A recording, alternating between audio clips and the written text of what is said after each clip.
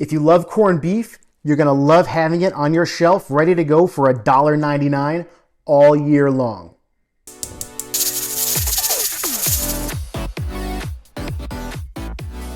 Everybody, welcome back to Real Plates. So if you love corned beef, you're going to love this recipe. We love corned beef, and this week leading up to St. Patrick's Day, corned beef is on sale at our market and many markets across the country for very cheap. In our case, it's $1.99 per pound. So we stock up for the whole year.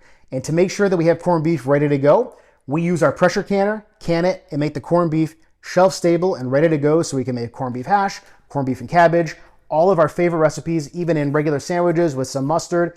It's ready to go at all times. We're gonna show you how to do it.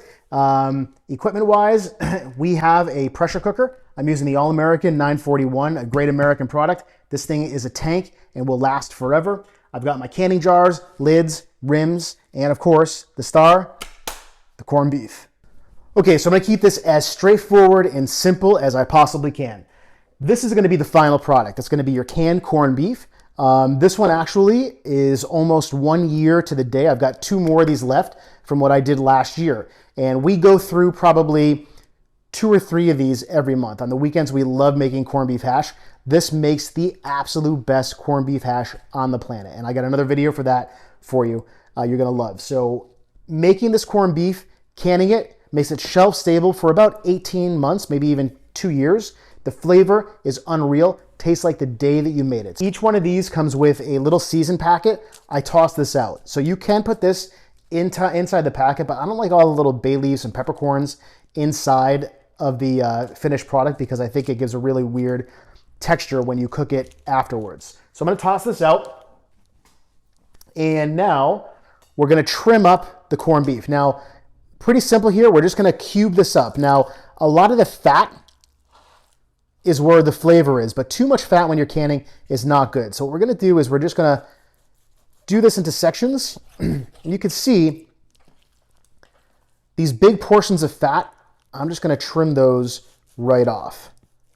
If you're canning too much fat, it's possible that you will not make a good seal. So you want to remove excess fat when you're canning.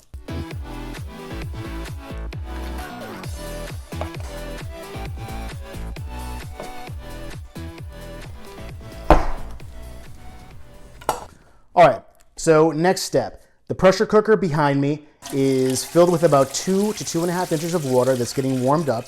The jars are sterilized. I sterilized them in the dishwasher and now they've been sitting in the oven at about 200 degrees to keep warm. I don't want to shock them as they go into the hot pressure cooker later on. So these are nice and warm.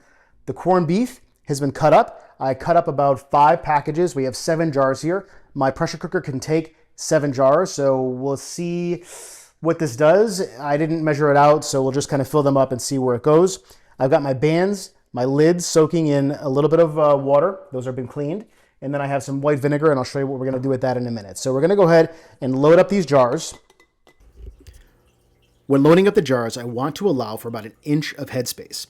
I'm not gonna add any water or liquids because so much liquid and fat is drawn out of the corned beef when it is heated in the canner.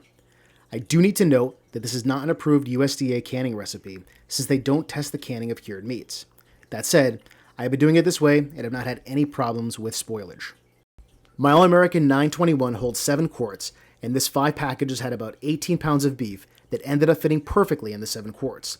If I'm a bit short, I will still cook all 7 jars and just use the one that was not completely filled right away to always try to maximize my time and space in the canner. Don't short all of them, only short one so that you have the correct headspace to allow for the proper seal.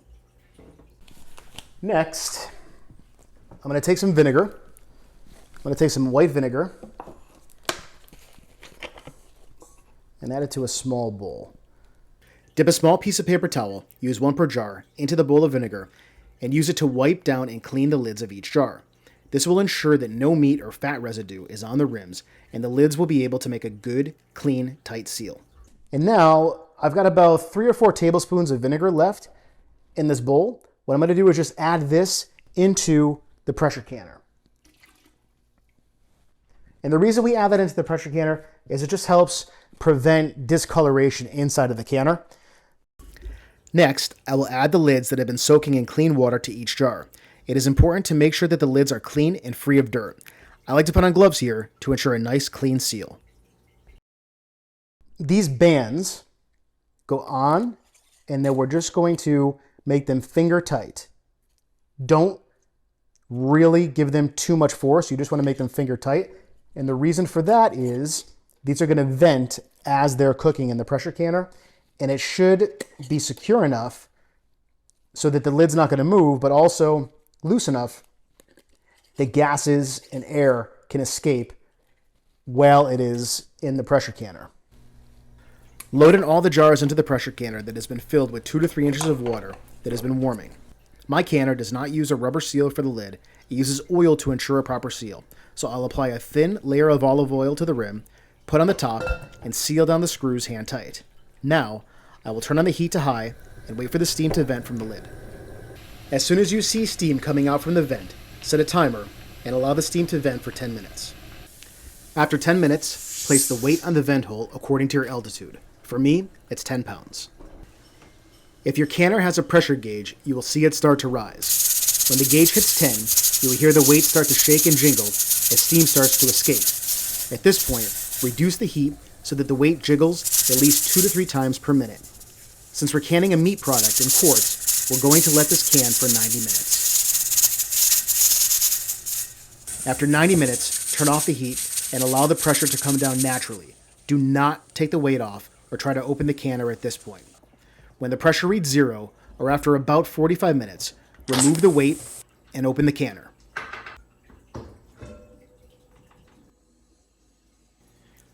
Now, using our canning tongs, we're going to carefully lift each jar from the pressure canner and place it in a spot in the kitchen where we can leave them untouched. Be very careful. The jars are extremely hot.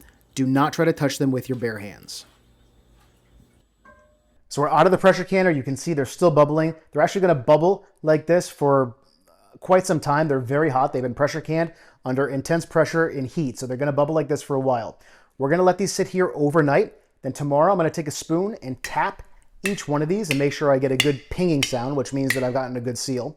Then I'm going to remove all of these bands. We actually do not store them with the bands. And the reason for that is we want to make sure that the seal is tight on its own without the band, because if it's not, then it means that it's not safe for storage. I'm going to clean these off.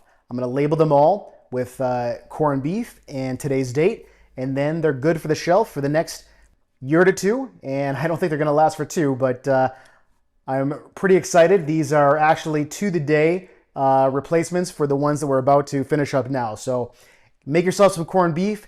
Get a pressure canner if you don't already have one. I got some more great canning videos coming down the pike. So thanks for watching. Join us next time on Real Plates, and we'll see you next time. Thank you.